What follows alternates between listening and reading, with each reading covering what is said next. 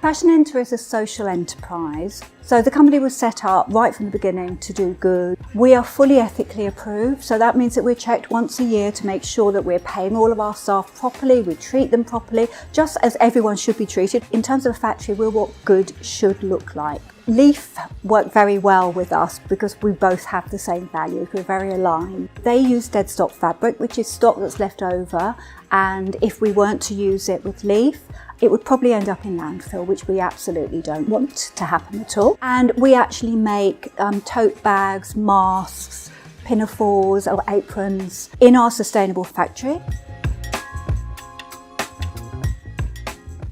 The printers we've got on site are all from Cornet Digital, and these are some of the most sustainable printers in the world.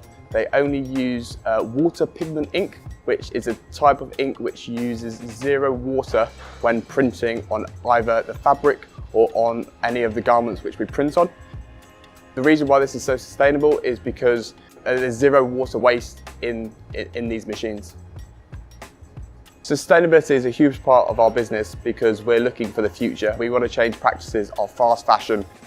I think it's vitally important that we educate right from a 1-year-old child all the way through.